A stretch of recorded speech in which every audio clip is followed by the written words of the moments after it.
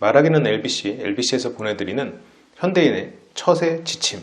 오늘은 뻔뻔하게 새치기 하는 사람 어떻게 과연 상대할 것인가를 얘기해 드리겠습니다. 안녕하십니까? 말하기는 LBC 소장 임초롱입니다. 오늘 제가 들려드릴 이야기는 뻔뻔하게 새치기 하는 사람 과연 어떻게 대응할까? 우리가 살다 보면 자기 차례가 아닌데 그것을 뻔뻔하게도 자기 차례인 양 우리 사이에 끼어드는 사람이 있습니다. 여러분들의 권리를 뺏어가는 그런 사람에게 대응을 할 때는 기본 원칙을 말씀드리겠습니다. 기본 원칙이 크게 두 가지가 있는데요. 하나는 상대가 의도적으로 그랬고 그 상대가 나를 피해를 주려고 했다라는 생각을 하지 않는 것이 좋다라는 겁니다. 그리고 두 번째는 그 상대에게 반대로 그 상대에게 그 자리가 내 것이다라고 권리를 요구하는 것이 절대 미안할 일이 아니라는 것이죠. 자, 이 두 가지를 생각해야 되는데, 자, 첫 번째 것을 생각해 보면 이 사람이 내 자리를 뺏으려고 했을지언정 적이 아니기 때문에 그 사람한테 감정적으로 나쁘게 대할 필요 없습니다. 야, 이 나쁜 놈아, 너 거기 내 자리인데 거기 감히 네가 내 자리를 뺏어? 이렇게 말할 필요 없다는 거죠. 이제 그렇게 말을 하는 순간 서로가 역할이 정해지는 거거든요. 그래서 상대 입장에서는 내가 자리를 의도적으로 뺏진 않았지만 그 말을 듣는 순간 적이 나타났다는 생각이 듭니다. 그래서 인간은 기본적으로 적이 나타나면 그 적에 어떻게 이길 것인가를 고민합니다. 적이라고 규정되는 순간이요. 그러니까 이 사람이 내 적이다라고 생각하고 말을 시작하면 그건 결국 자기한테도 손해인 거예요. 원하는 것을 얻지 못하게 될 가능성도 있고 굳이 만들지 않아도 되는 적을 만들어서 에너지를 쏟고 시간을 낭비할 가능성이 있는 거죠. 자, 두 번째, 아까 상대한테 미안해할 필요 없다는 거. 내가 상대한테 자리를 원래 내 자리에 있기 때문에 돌려달라고 말하는 것이 미안하다는 토로 얘기를 하면 상대 입장에서는 마치 내 무언가를 주는 것 같은 느낌을 듭니다.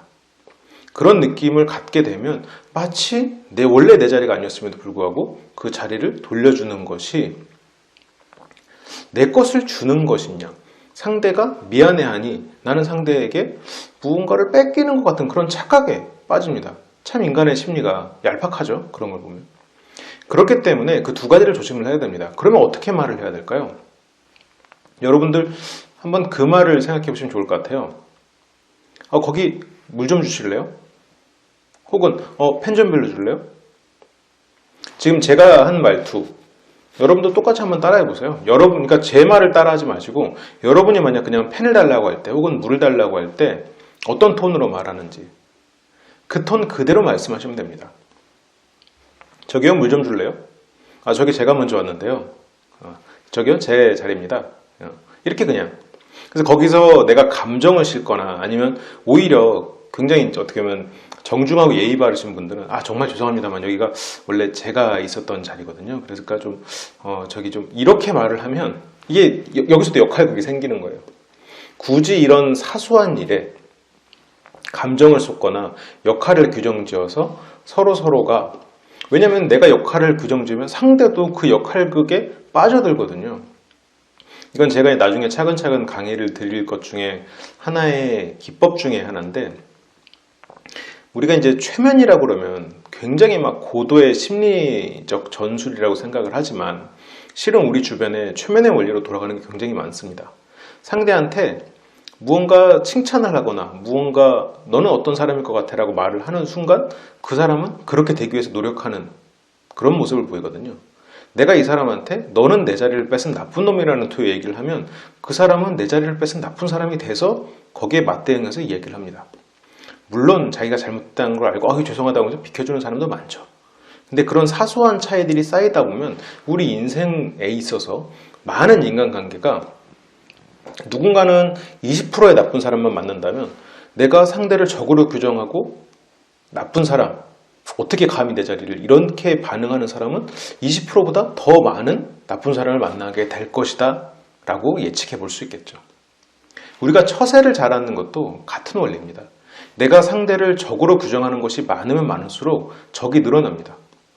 내가 상대한테 미안하다고 규정하고 상대에게 사과를 하면서 무언가를 말하면 말할수록 나는 정말 많은 부분에서 미안한 일을 저지른 것 같은 사람이 됩니다.